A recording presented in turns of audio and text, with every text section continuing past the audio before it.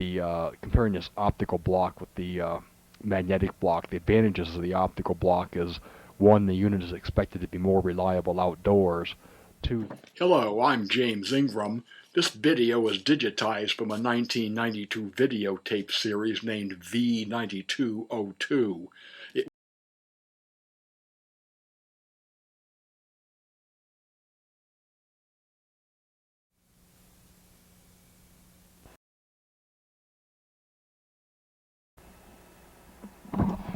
One comment I should probably make about those angle brackets are used to mount the rheostats on the blocks.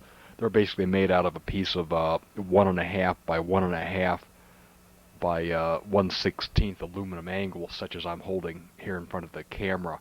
This is just a lightweight angle. You can purchase it in, whatever links at hardware stores and builder supply stores.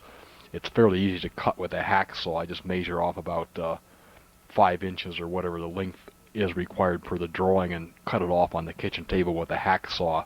Then mark off the hole positions with just a ruler and a pencil. I can draw right on this stuff with a pencil. Use a center punch and a hammer to just hit the center of the hole to make a dent where the hole's going to be. Then take an electric drill and drill the holes. And the corners can be snipped off to get rid of the sharp edges with either using a file or a big pair of tin snips.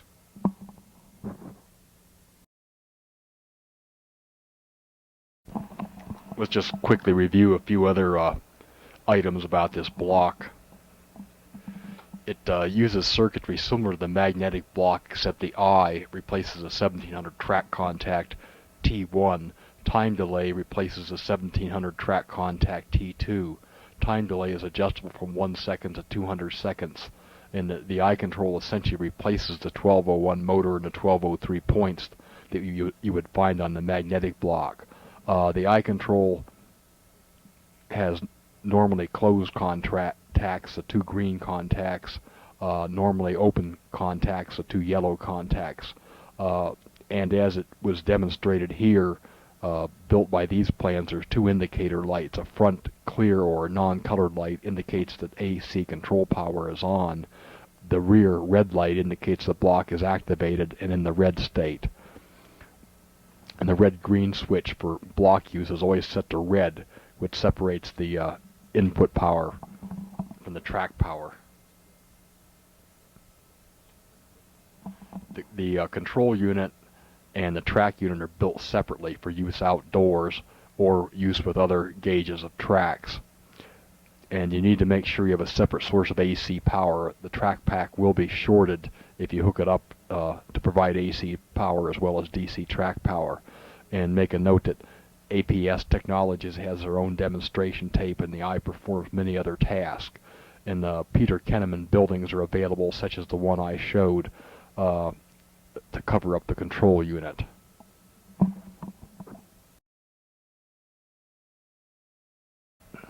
Comparing this optical block with the magnetic block, the advantages of the optical block is, one, the unit is expected to be more reliable outdoors. Two, the timing replaces the track contact T2, so you can adjust train spacing without moving any track contacts.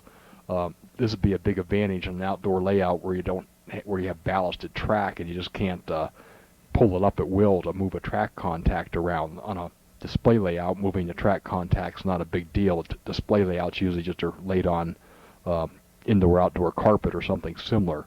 But on a permanent layout, you don't want to tear the track up to move track contact T2 around, so it's much easier to adjust the potentiometer to control the time delay, to control train spacing. The disadvantage of these optical units are mainly it's not as a precision control as the magnetic unit. It cannot handle as large as speed differences in engines, and also the spacing is speed dependent. When you speed your trains up, you get a shorter spacing, or when you slow them down, you get a longer spacing. Basically, a recommendation is that the optical type be considered for outdoor use, and the magnetic type be considered for indoor display layout type use.